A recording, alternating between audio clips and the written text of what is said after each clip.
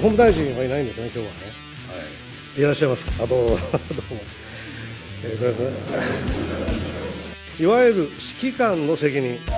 これを日本の国内法上の犯罪として、その刑事責任を問える規定は存在いたしますか。平口宏。はい、次に伊勢崎健二君の質疑を行います。伊勢崎健二君。まず防衛大臣、政府は今、継戦能力の強化を繰り返し強調しております。ご自身も防衛産業を防衛力そのものと位置づけております。一方で、継戦能力は物だけの備蓄だけで成立するものではありません。最新鋭の装備を備えていても、もし自衛隊の行動が国際人道法上の疑義を生んだらどうするか。国の責任として独立性と透明性を持ってそれを調査し、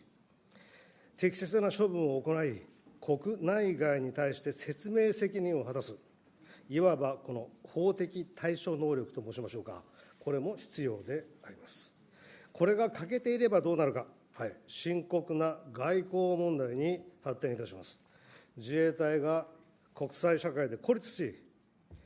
同盟国、ひいては日本国民の信頼を失う、こうなったら、どれほど物理的な継戦能力があっても、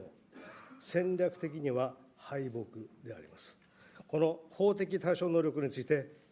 大臣のご見解を伺います。小泉進次郎防衛大臣。まず、継戦能力はじめとして、防衛能力の核というのは人材力であると。自衛官の存在だというのは、私は全く同感であります。だからこそ今、高市内閣の下で、処遇の改善を含むさまざまな改善をしております。そして今の先生のご趣旨からすると、その上で申し上げれば、国の防衛という崇高な任務を担う自衛隊員は、法令を遵守し、国民の皆様からの負託に応え、適切にその任務を遂行することが必要であり、自衛隊法第52条に定める服務の本旨にのっとり、厳正な規律の保持等に努めております。また、有事への対応を含むさまざまな安全保障上の課題に対処するにあたっては、国民の皆様や先生がご指摘をするような同盟国、同志国をはじめとする国際社会からの理解と信頼が不可欠ですが、自衛隊員の規律の保持は、こうした国内外からの理解と信頼を得ていく上でも大変重要であると考えています。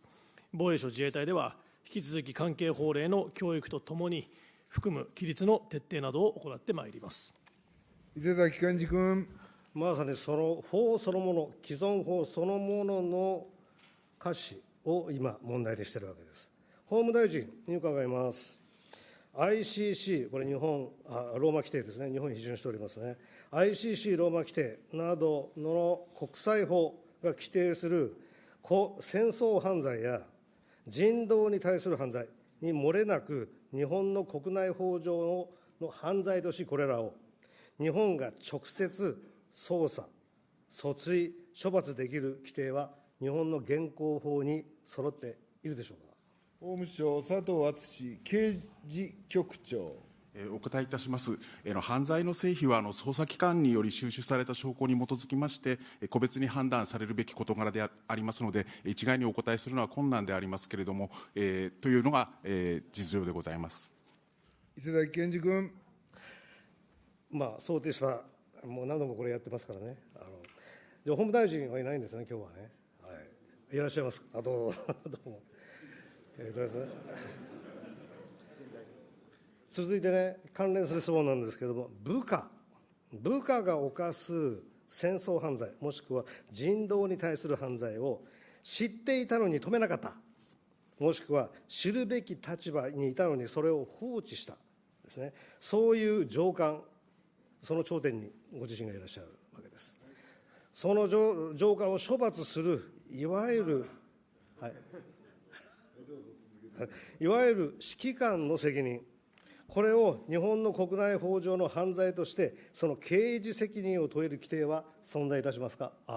平口宏法務大臣。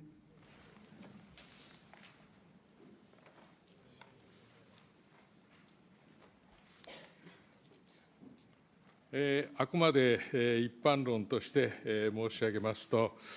例えば業務上必要な注意を怠りよって人を死傷させた場合というのは、業務上過失致死傷罪が成立すると考えられるところでございます。伊勢崎健二君。それが海外で発生した場合、例の国外犯処罰規定問題があるんですけれども、心に留めておいてくださいですね。これからですね、兵器の射程が伸びれば、当然、